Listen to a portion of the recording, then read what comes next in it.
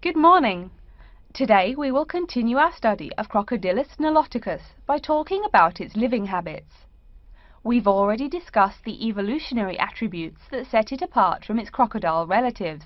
Does everyone remember that?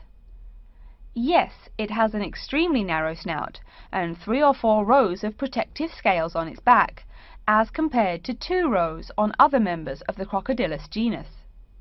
Let's take a look at how these carnivorous man-eaters live, where they live, and finally, whether they really deserve their vicious reputation.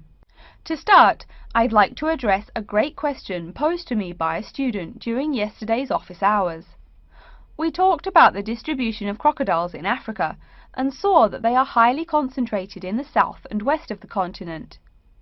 This student noticed that on the map displaying the distribution of crocodiles across Africa, there were no crocodiles in the northern region, and found no mention in the literature of the existence of crocodiles in the north of Africa. Why might there be no crocodiles in North Africa? Let's save this question for later in the lecture. To find out more about the social habits of the African crocodile, one researcher named Tara Shine of the University of Ulster in Northern Ireland conducted a survey of the wetlands in Mauritania and received reports of 46 crocodiles living in one group, or float as we say when referring to crocodiles, though the usual number is a little less than half of that. In general, crocodiles are more highly concentrated in wet subtropical environments near bodies of water and rich vegetation. While South American crocodiles thrive in cool rainforests, the African crocodile is more equipped for heat.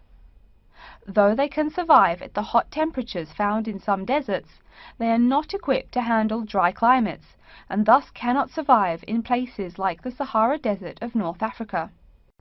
As cold-blooded animals, crocodiles' core temperatures fluctuate from their average of 38 degrees Celsius as external conditions change. Thus, they need to avoid extreme temperatures. Others live an underwater life, keeping a body temperature close to that of the water. As their own unique method of regulating their body temperatures, some African crocodiles have made dens by digging holes in the ground to provide themselves with a cool, dark place to retreat from the hot African sun. Speaking of the hot African sun, let's go back to the question asked at the beginning of the lecture. We know that there used to be crocodiles in northern Africa, yet today there are none. What are some possible explanations for this?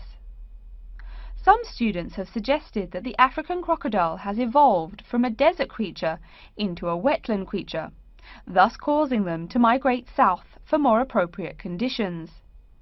Others presume that the crocodile was hunted out of northern Africa by a fiercer predator.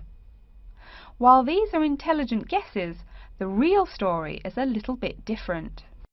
The key to this migration is that the Sahara Desert did not always cover the north of Africa. About 8,000 years ago, the land was fertile wetlands, perfect for breeding crocodiles. Over time, though, the area dried out and the wetland slowly turned to desert, leading the African crocodile to migrate south to the marshlands they call home today.